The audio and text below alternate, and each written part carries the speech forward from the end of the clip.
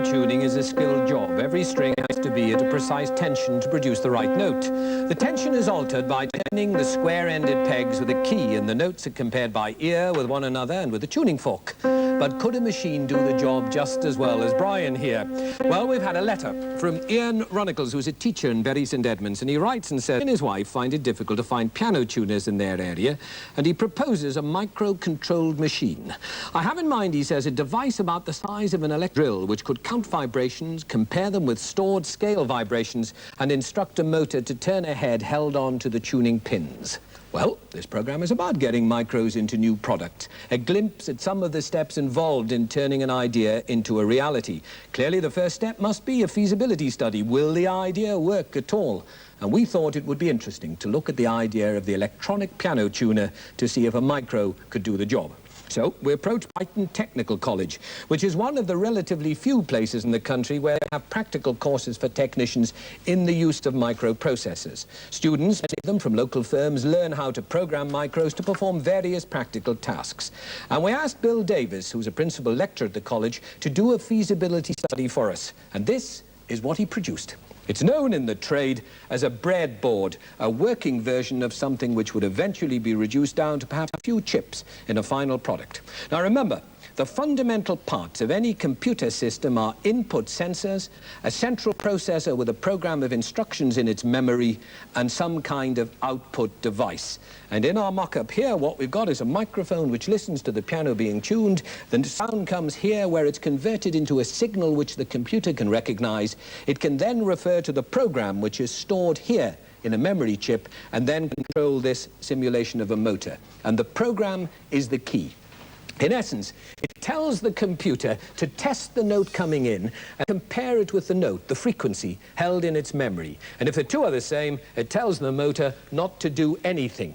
But if the answer to the question, are they the same, is no, then it asks, is it higher? And if the answer is yes, then it instructs the motor to turn anti-clockwise. But if the answer to the question, is it higher, is no, then it instructs the motor to turn clockwise. And after each test, it goes back to the top and it asks the questions all over again. Now, this is a simplified version of the real program, but the whole thing was typed in at a keyboard, and Bill Davis used a standard microprocessor board of the kind that he uses with his students at the college, and he's here with me. Let's have a quick try of the machine. Come on, get to work, tune for us, and see if the motor will turn. It's indicating that it will turn anti-clockwise and flatten the note. Yes.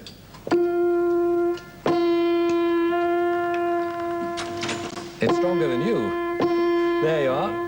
It's going. That's turn it. Clockwise and sharpen the note. Did it take a long time? Something like about 20 hours to write the software and a further 20 hours to test and debug the software. Was that very complicated, or could one of your students have done it? No, quite feasible for a student to have tackled the project from beginning to end. Now, which was the more difficult, having something sensitive enough to the sound or strong enough to tighten things?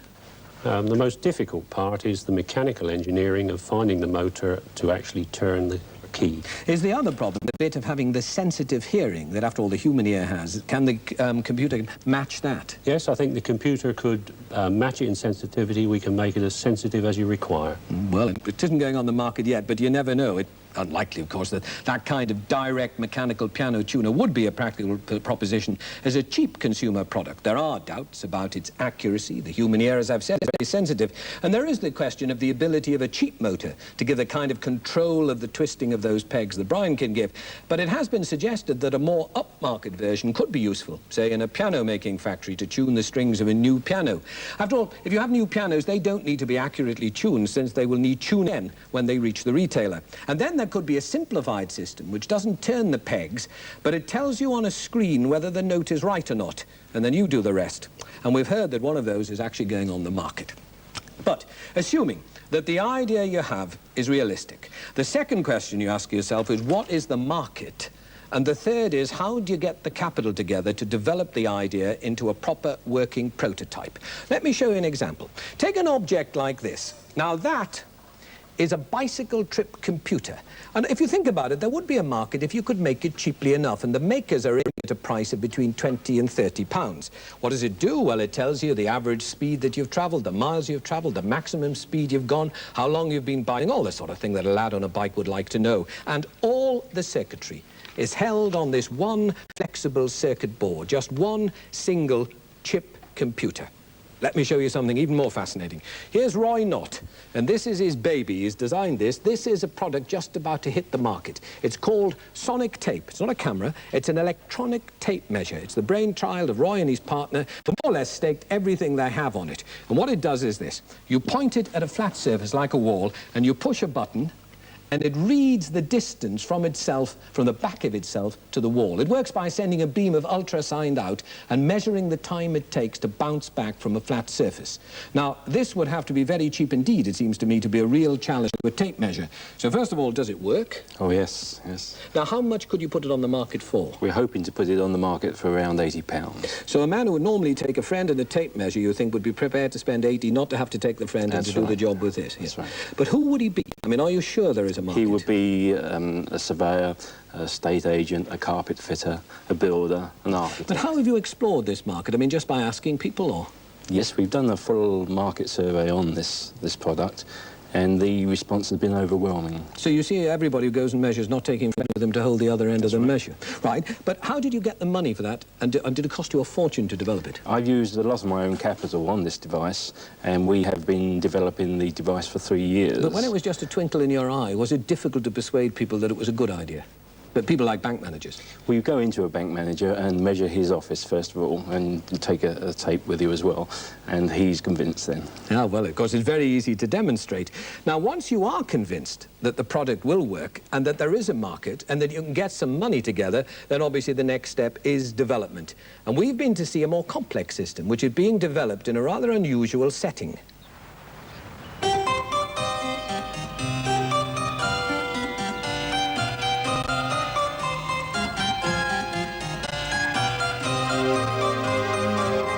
This is Rest Park, the stately home of the National Institute of Agricultural Engineers at Silsoe in Bedfordshire. I bet your cucumber plants didn't look like that on February the 6th. Neither did mine. But you see, these ones have an advantage because they are being grown in a glasshouse where the environment is controlled by a small computer. In a sense, a glasshouse that can think for itself, that knows what's going on around it, that can respond and even anticipate. A range of sensors monitor the conditions, the temperature inside and outside, the wind speed and direction, and the amount of solar radiation, because this affects photosynthesis. The signals from each sensor are then converted by simple circuitry into a form which the computer can understand. The plants are grown in soil-free, they call them hydroponic conditions, and the computer needs to know the acidity and the amount of nutrient in the water in order to control them. So these are measured constantly with probes which dip into the liquid flowing around the system. The computer controls the heat to the radiators. Alternatively, if the sun makes it too hot, then the ventilators open automatically on one side or the other, depending on the wind conditions. And then, to keep the plants properly fed and watered, the computer commands small pumps to pump in cans to adjust the nutrient balance. The point of juggling all these things, of course, is money. You minimise the amount of energy you require to maintain the climate in the glasshouse. You do this because the computer is accurately monitoring and controlling in a way that the previous control systems was unable to do. Well, put a price on that. I mean, how much would you save in an average greenhouse by having this system instead of the old one?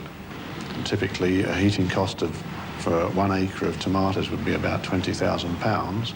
And if you were running at 1 degree C higher than you should be, then this would cost you £2,000 an acre in wasted heat, because you'd get no commensurate return from your crop.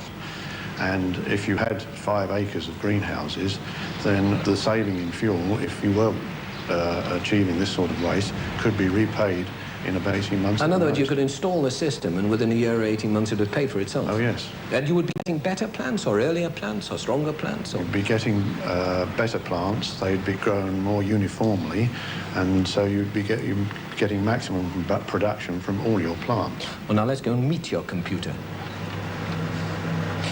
Now, in relation to the glasshouse, that is a sizable computer.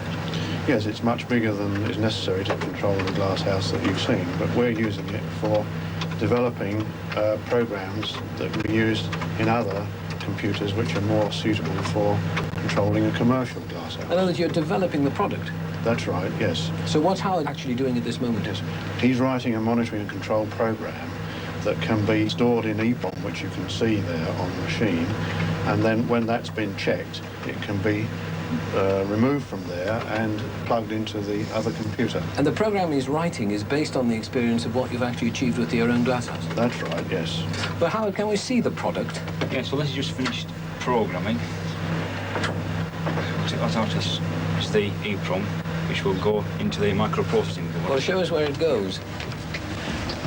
And then this then is the little computer the sort of professional grower would buy in order to control his greenhouse. I mean, more than one, I imagine. That's right, yes. This would be capable of controlling several acres of greenhouses. Of course, it would depend on the size of the holding, but typically 4 to 5 acres. Well, did you know anything about computers when you started this work? Very little. What did you find the difficult bit? Well, the most difficult bit, as is the case with many computers, is understanding the manuals that are supplied with the machine and giving the instructions on how to operate it. Is it worth the trouble?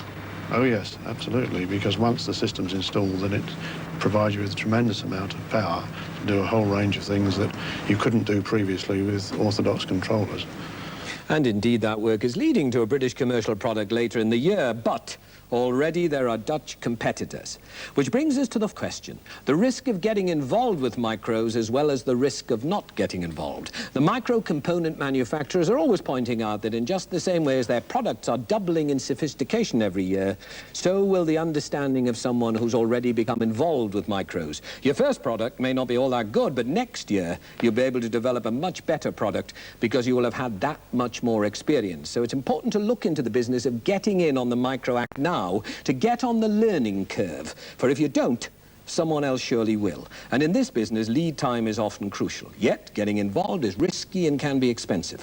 Fortunately, help is available in the form of government grants, not only for advice, but also for development. And here's the story of one man on Merseyside who's been along the learning curve and who has sought that help and has taken the risks.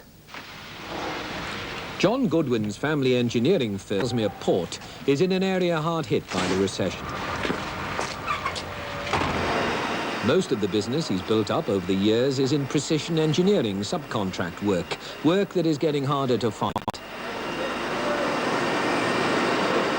In a search for greater productivity a few years ago, he looked at electronic measuring devices which he could fit to his own aging machines to make them more accurate.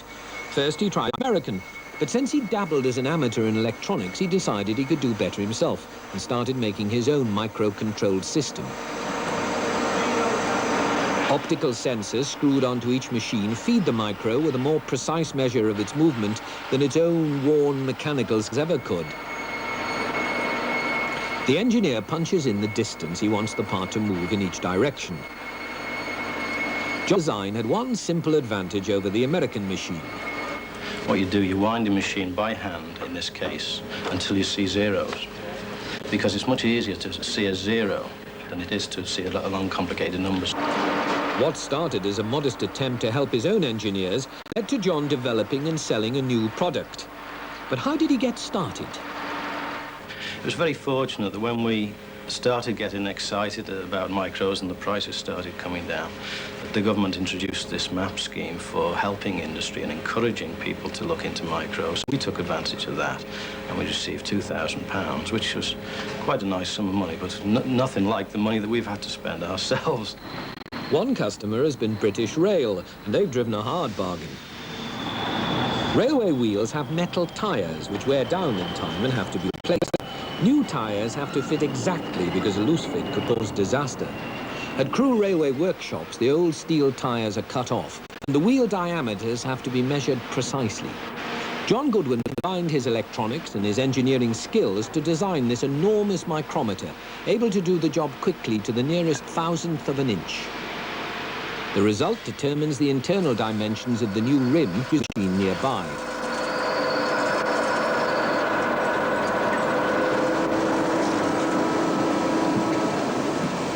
This too is measured with another of his machines.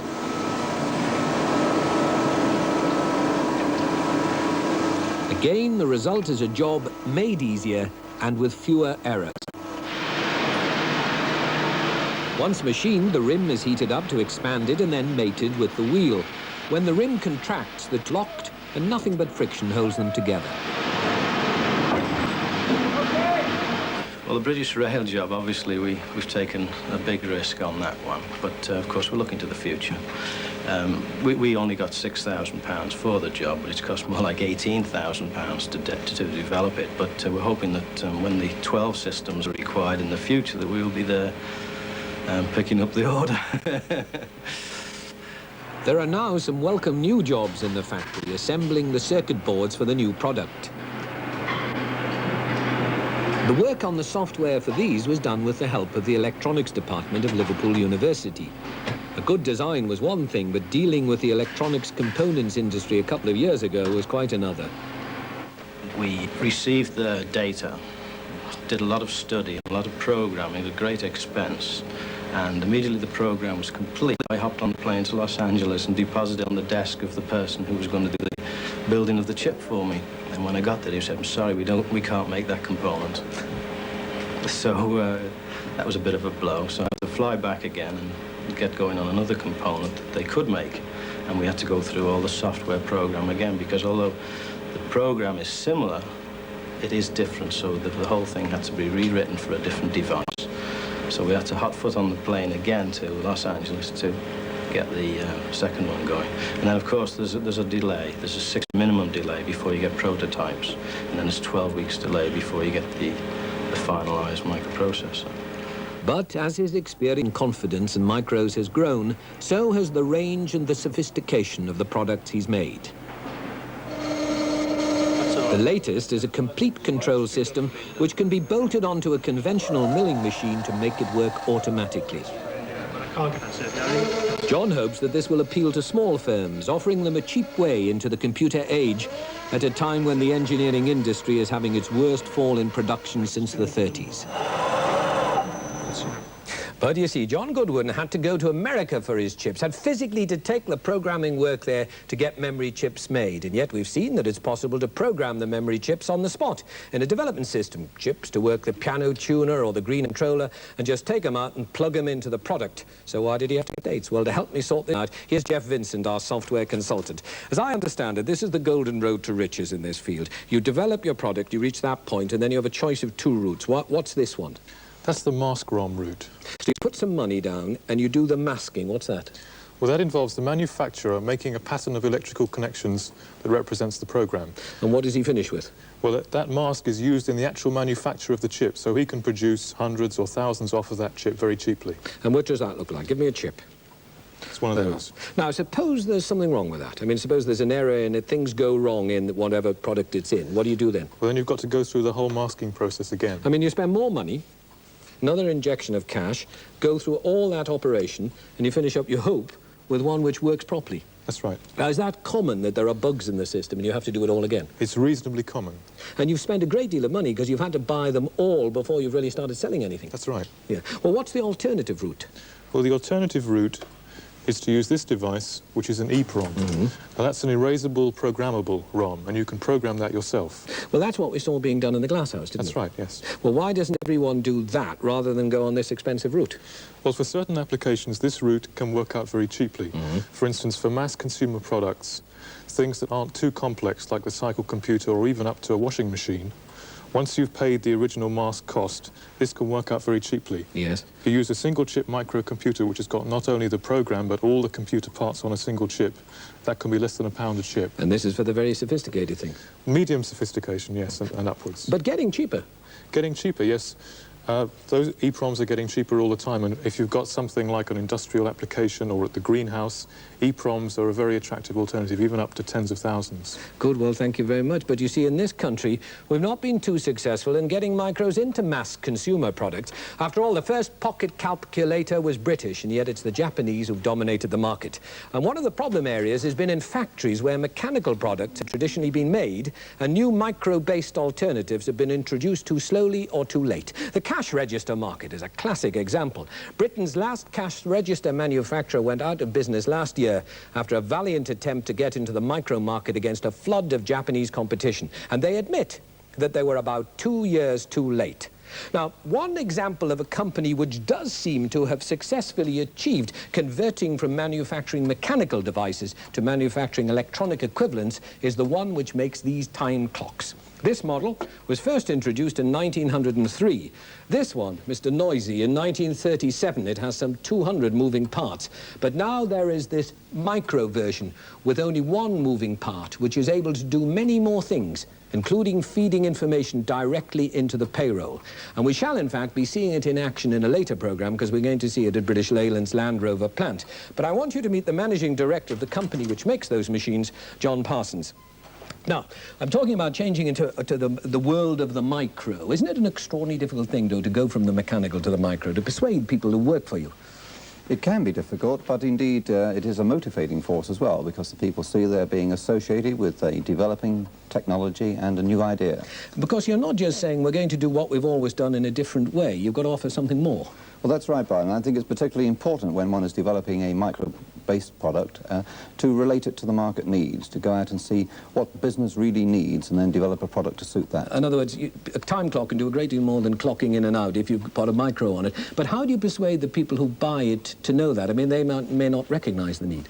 Well, indeed, and that's difficult features of the development of a new product of this type. But it is important to analyse what the market does need and act almost as a consultant in this field. As well as a salesman? As well as a salesman, yes. But having decided to do it, you can't, like you could in the old days, start, invent a machine and say, right, we can sell that in years. Well, that's right. And, of course, this brings other and new pressures into the business development scene because the timescale is much contracted. Back on the old map scheme. Now, you told us last time that the government offers money advice. When it gets to development, how much money will the government offer? It's not so much how much, it's the percentage. The MAP scheme offers 25% of the total development costs. And are all the things we've seen in this programme the kind of things that you might expect to get 25% help with the development cost? Yes, every one of the applications we've seen so far in this programme is one that would be eligible. Obviously, it depends to a large extent on the particular manufacturer and the details of it. Well, when you come asking for the grant, do you have just to have an idea, or have you to be able to say, we know there's a market, or what kind of evidence have you got to bring? Well, you've got to have a little bit more than just an idea, and that's why we were talking about MapCon studies, the feasibility studies, because at the end of that you would have a clear idea of the feasibility of developing a particular application. And then with luck you get the loot.